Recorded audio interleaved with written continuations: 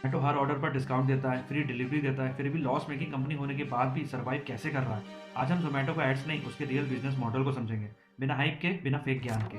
ज़ोमैटो के पास mainly 3 customer होते हैं। पहला, यूज़र्स जैसे हम लोग, दूसरा रेस्टोरेंट जहाँ से हम खाना ऑर्डर करते हैं, तीसरा डिलीवरी पार्टनर, वो लोग जो हमारा खाना लेकर आते हैं। और ज़ोमैटो की मार्केटिंग स्ट्रेटजी तीनों से पैसा निकालती है। ज़ोमैटो मेनली 5 सोर्स से पैसा कमाती है। सबसे बड़ा सोर्स है उसका रेस्टोरेंट कमीशन। हर ऑर्डर पर ज़ोमैटो रेस्टोरेंट से 15 से 30% कमीशन लेता है। एग्जांपल में समझाऊँ, अगर ऑर्डर वैल्यू आपकी ₹500 है, तो ज़ोमैटो आपसे कमीशन लेगा 25% यानी कि ₹125।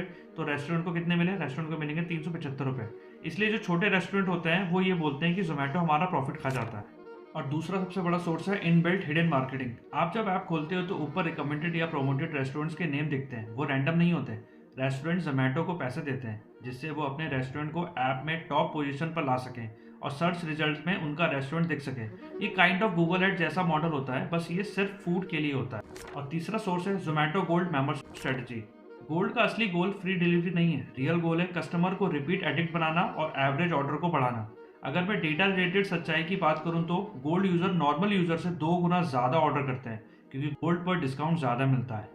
चौथा है डिलीवरी फ़ी गेम। ज़ोमैटो पर डिलीवरी फ़ी हमेशा सेम नहीं होती, वो वेरी करती है सिचुएशन के अकॉर्डिंग। जैसे पीक टाइम पर ज़्यादा फ़ी लगती है, रेनी डे पर हाई सर्ज यानी एक्स्ट्रा अमाउंट लगता है डिलीवरी फ़ी के साथ। जितना ज़्यादा डिस्टेंस होगा उतना ज़्यादा डिलीवरी प्राइस लगता है। और लास्ट सोर्स है कस्टमर डेटा यानी असली गोल्ड माइन।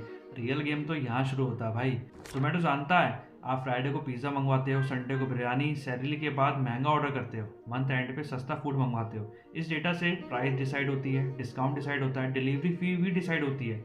यहाँ तक कि कस्टमर डेटा से रेस्टोरेंट को इंसाइट मिलती है अबाउट द कस्टमर। इसलिए जोमेटो अब सिर्फ एक फूड डिलीवरी ऐप नहीं है, उसके साथ साथ वो एक फूड टेक डेटा कंपनी बन चुकी है। दूसरी बात, जोमेटो का लॉस में जाने का सबसे बड़ा रीजन उसकी free delivery, heavy discounts, food delivery app का एक्सपेंशन वॉर जैसे Swiggy, Blinkit and other quick commerce company.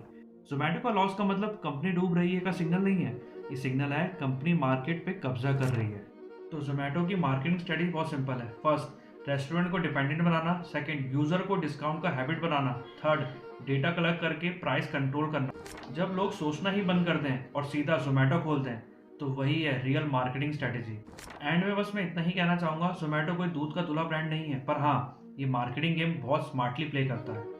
अगर आपको लगता है कि ये एनालिसिस बहुत ऑनेस्ट थी, तो प्लीज़ लाइक करो, सब्सक्राइब करो और शेयर करो इस वीडियो को। मिलते हैं अगले वीडियो में। Thank you for watching.